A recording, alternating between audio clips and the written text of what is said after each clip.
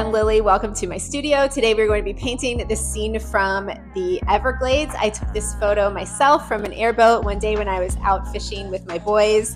We love it out there so much, and in this painting and in all the paintings of the Everglades, I'm always trying to convey that feeling of just the wide open freedom of the place. It is just absolutely breathtaking to be out there. The way the light plays across the different layers of grass is just, it's beautiful. The way the clouds make the bands of light move across the grasses.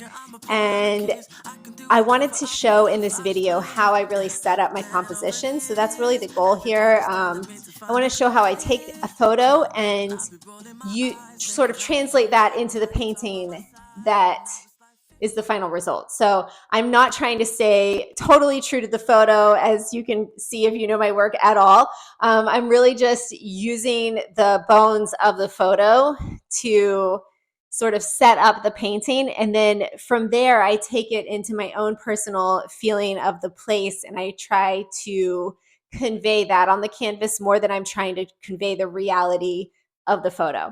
So if you'd like to paint along, feel free to pause it. It's been sped up about 10 times, and I will walk you through my process throughout the video. But again, feel free to pause it and catch up with me if you'd like to paint along. Probably start to finish, this painting took me 2 hours, and I'm a really fast painter. So for someone else, could be totally normal for it to take you 3 or 4 hours. If you're a fast painter like me, maybe you can do it even faster. But yeah, if you have any questions, just let me know. Let's get started. Okay, let's go.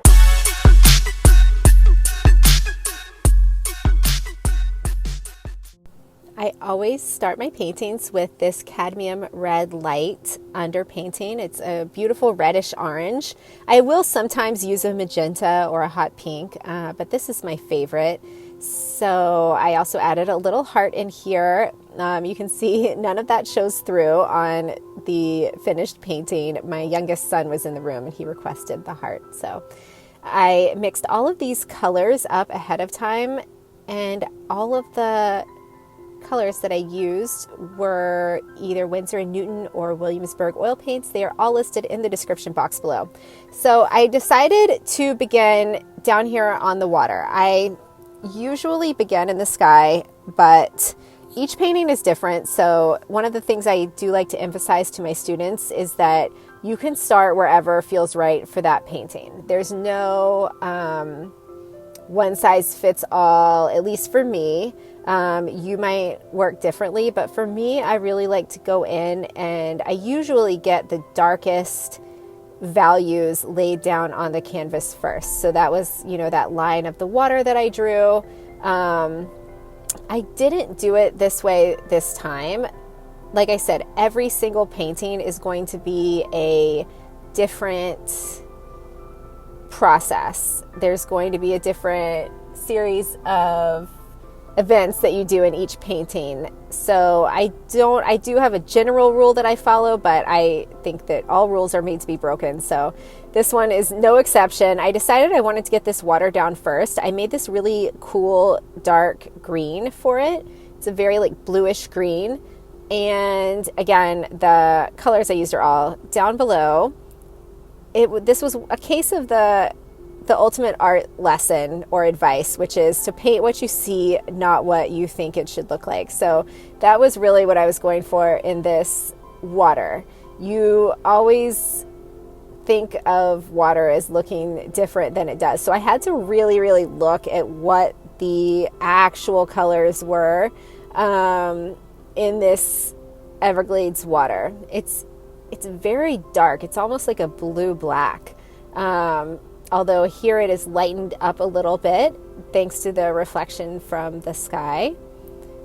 But it's actually the cleanest fresh water in Florida. It's very, very clear, but it appears very black. Even in songs, they'll call it the black water of the Everglades. So it's a little bit deceiving because it's actually very clear, and it's the cleanest fresh water in the country, actually. So I'm just getting these laid down, and I can come back in later.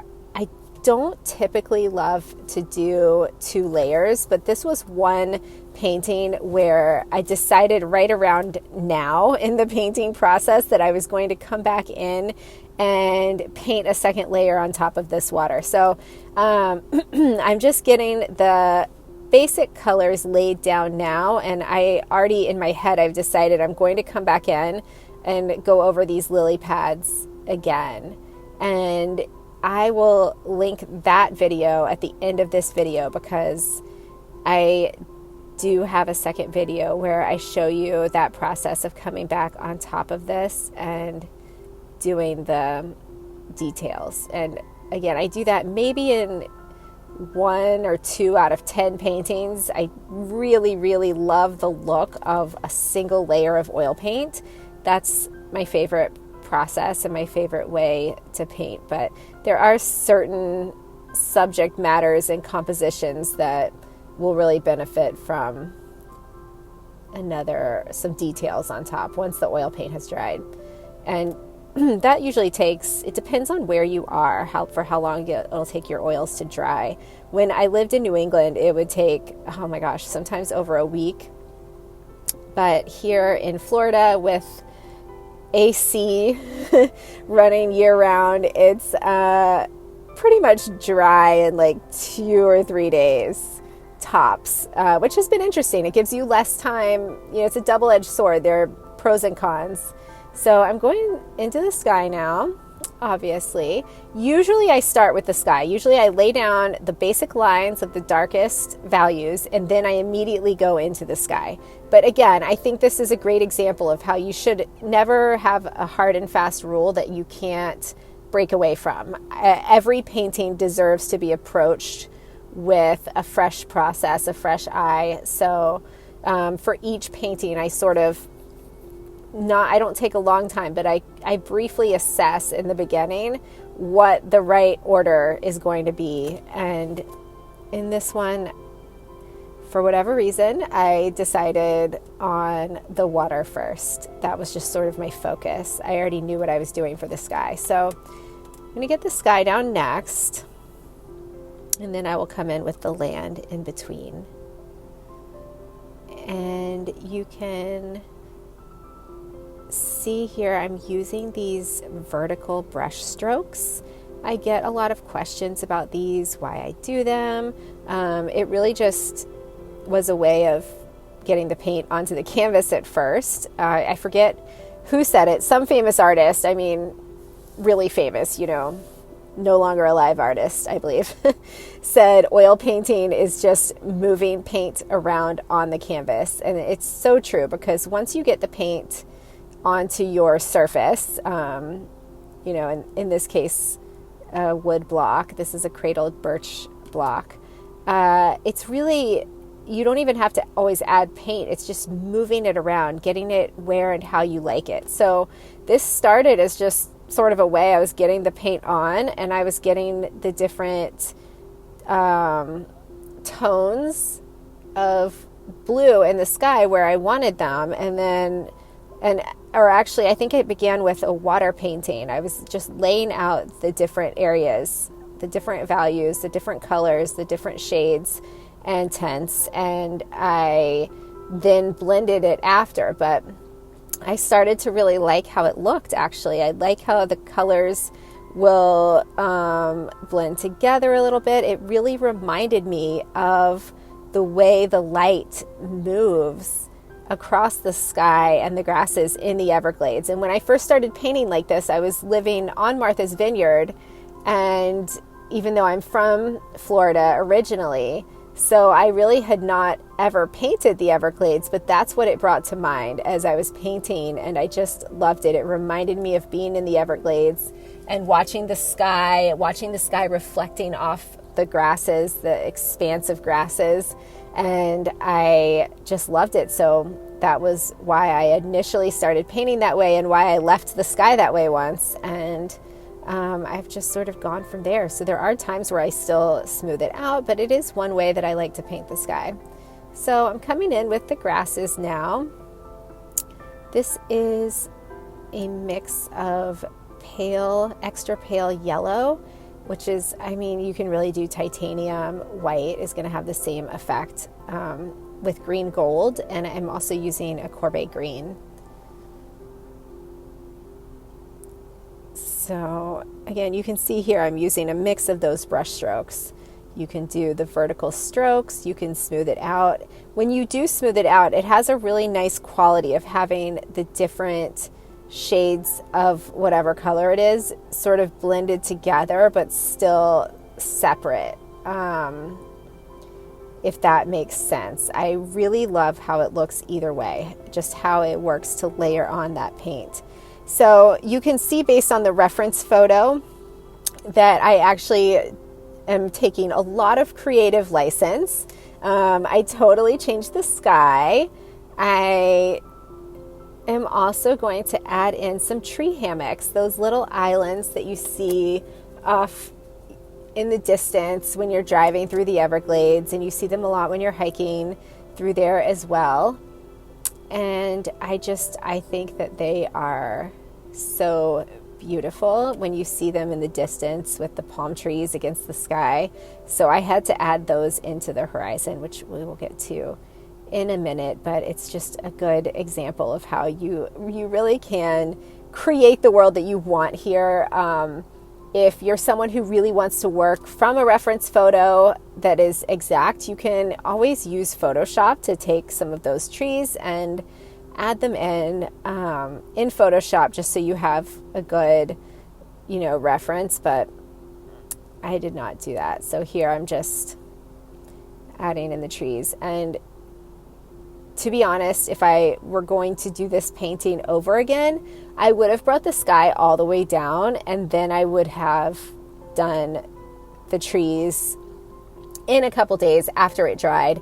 I'm definitely going to do a larger version of this painting. I love it so much. And when I do that, that is how I'm going to go about it. So I probably will have that video up on here too. But this is around the point in the painting where I start to regret the process, and I'm realizing, oh, I really should have brought that sky all the way down. But I'm kind of in the zone. I'm in the flow. I'm committed. So I'm going to keep going for right now. So I made the grass out, the land out there. You can see on the left side, I made that a little bit paler, a little bit bluer. It's really just adding those cooler tones that happen when you're looking at land that's off in the distance.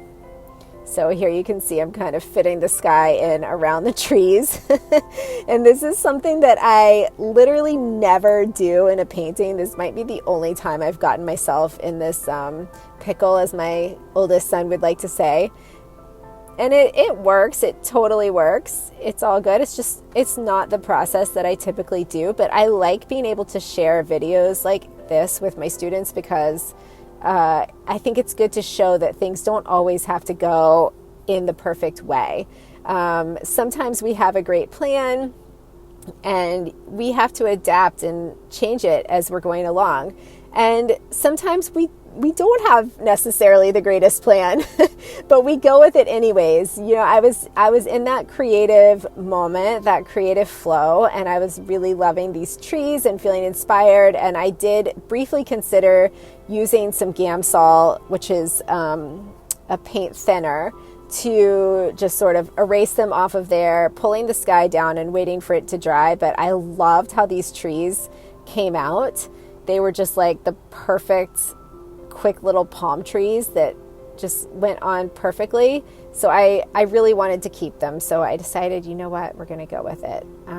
So I make a few adjustments here in the water. And again, I'm going to link at the end of this video to another video where I show the details that I add on. But I'm trying to show those reflections from the sky that we see down on the water. Then just a few final details. And thank you guys so much for watching. I hope that this was helpful. And again, if you'd like to paint along with me, please do. Pause the video, watch again, pause at different intervals. You can shoot me any questions that you have. And also all of the brushes that I use are also listed below, both the maker and the shape and size. So I hope you have a great day. Thanks so much for being here.